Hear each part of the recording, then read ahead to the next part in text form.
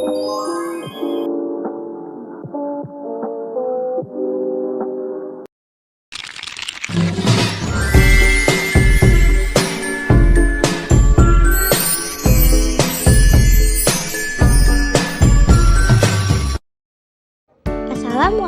warahmatullahi wabarakatuh. Perkenalkan, nama saya Syifa Rayanatul Harida dari kelas 12 Zeta yang ingin memaparkan ide kewirausahaan saya. Sebelumnya, saya berterima kasih kepada Ibu Siti Nur Fitria SPD selaku guru pelajaran Bahasa Indonesia. Ide kewirausahaan yang saya coba yaitu yang pertama ada profil usaha. Nama usahanya yaitu Bad Cookies. Nama pemilik usahanya saya sendiri, harganya itu 6 hingga 7.000 dan varian rasanya ada Oreo dan Choco Chips. Lalu ada produk yang ditawarkan, yaitu cookies adalah kue yang terbuat dari bahan dasar tepung yang umumnya dibuat dari tepung terigu, gula halus, telur ayam, vanili, margarin, baking powder, susu bubuk instan. Tekstur cookies mempunyai tekstur yang renyah dan mudah hancur seperti kue kering pada umumnya. Cookies merupakan kata bahasa Inggris yang berasal dari Belanda yang berarti kue kecil. Asal cookies dimulai di Persia pada abad ke-7 setelah penggunaan gula menjadi umum di wilayah tersebut. Lalu ada proses produksi. Yang pertama ada bahan, tepung terigu, coklat bubuk, mentega, gula pasir, telur, garam, dan Oreo. Lalu ada alat, yaitu mangkuk besar, mixer, spatula, sendok takar, sendok atau scoop, dan yang terakhir ada teflon atau wajan anti lengket. Oke, masuk ke cara pembuatannya, yaitu yang pertama campurkan bahan, kocok mentega dan gula hingga lembut, tambahkan telur, lalu aduk rata. Campurkan tepung terigu, baking powder, garam, lalu aduk hingga rata. Tambahkan Oreo atau bahan tambahan lainnya. Yang kedua, bentuk adonan. Ambil sejungkut adonan menggunakan sendok atau scoop, lalu letakkan di teflon. Jaga jarak antar adonan karena cookies akan melebar sedikit saat dimasak. Yang terakhir, masak cookies. Panaskan teflon dengan api kecil. Jika menggunakan keras roti, letakkan di atas teflon terlebih dahulu. Panggang cookies selama 5-10 menit hingga cookies berwarna keemasan. Selanjutnya ada keunggulan produk. Yang pertama, praktis. Cookies mini mudah dibawa dan dimakan di mana saja. Ukurannya yang kecil membuatnya ideal sebagai camilan. Yang kedua, harga yang terjangkau. Cookies mini umumnya lebih murah daripada versi yang lebih besar. Yang ketiga, varian rasa.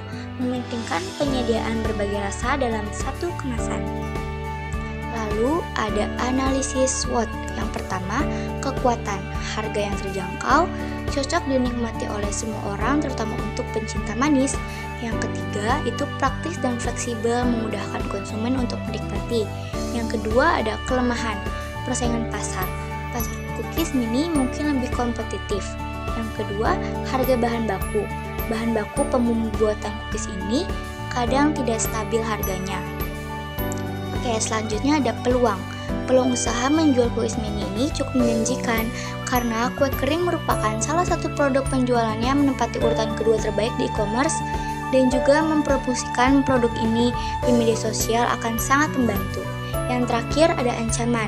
Ancaman dari menjual cookies mini ini adalah persaingan antar penjual cookies lainnya dan mungkin juga berubahnya preferensi konsumen. Selanjutnya ada strategi pemasaran. Yang pertama, kemasan menarik. Gunakan desain kemasan yang unik dan ukuran bervarian untuk menarik perhatian. Yang kedua, promosikan melalui konten visual yang menarik dan giveaway. Yang ketiga, penawaran spesial. Berikan diskon untuk pembelian pertama.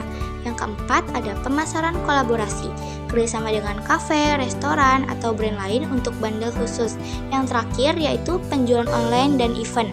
Jual di platform e-commerce dan partisipasi dalam bazar atau acara lokal. Lalu memasuki target pemasaran per tahun. Modal awal yang saya keluarkan itu sebesar 38.000. Estimasi hari operasionalnya itu 5 hari. Jumlah produk yang dijual dalam sehari sekitar 200 pieces per hari. Harga produk per boxnya itu 7.000 dengan 5 pieces. Omset hariannya yang saya dapatkan sebesar 240.000 dan omset per bulannya itu 7.200.000. Lalu ada omset per tahunnya yang saya dapat yaitu 86.400.000. Selanjutnya ada kebutuhan pembiayaan.